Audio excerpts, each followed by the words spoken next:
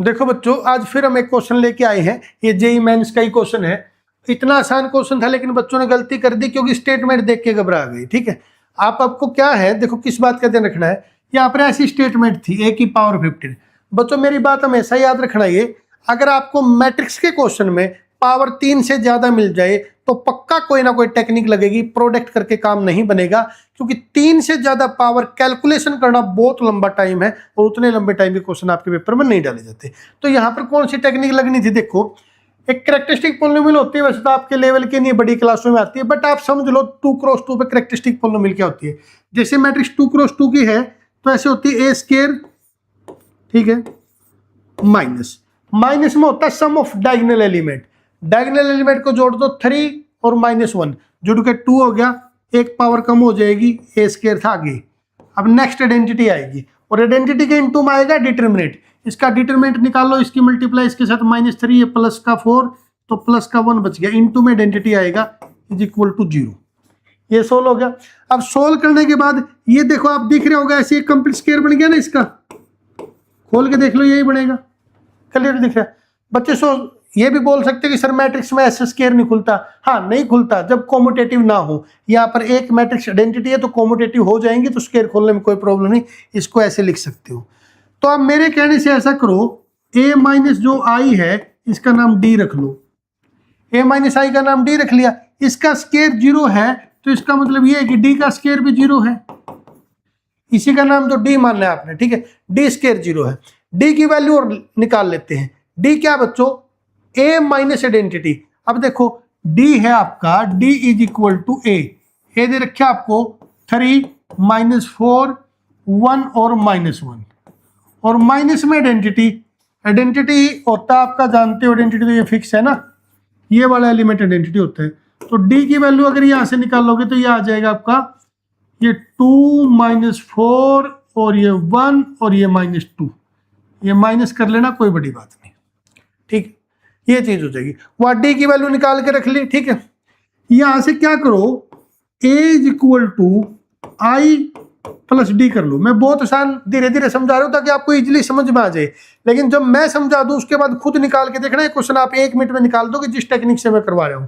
तो दोनों side 15 power कर दो, ये 15 पावर और इस साइड 15 पावर करोगे तो 1 प्लस d की बाइनोमियल एक्सपेंशन खुलेगी। और बाइनोमियल कैसे खुलेगी, 15 से 0, i की पावर 15 ले लो, i की पावर 15 i ही होती है, ठीक है, और d की पावर 0, किसी की भी पावर 0 करोगे तो 1 होता है, ठीक है। 15c1 i की पावर 14 लोगे वो i होता है और d की पावर 1 लोगे तो वो d होता है।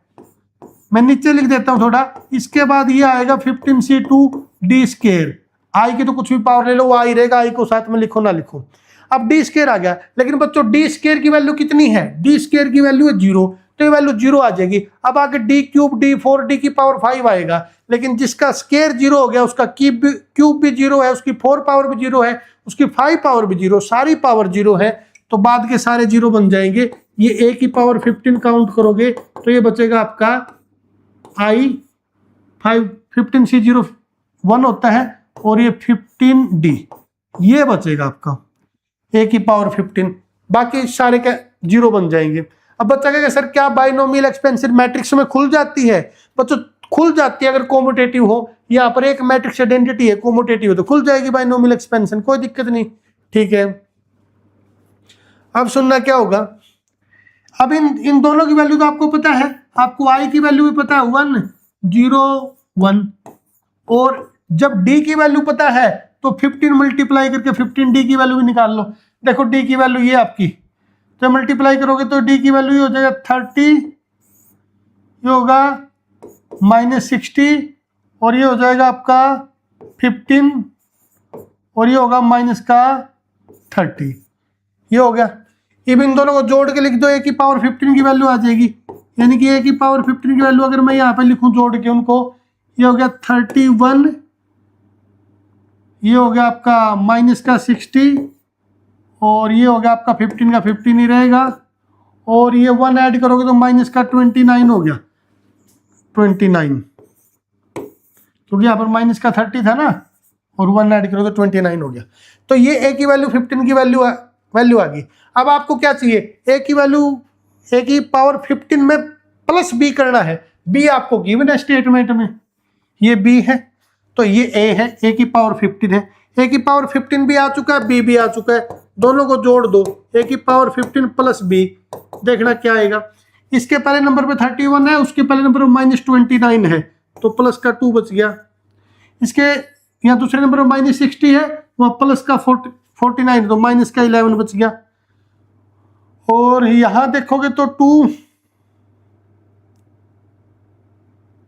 ये आपका 15 है और वहाँ -13 है तो 2 बच गया।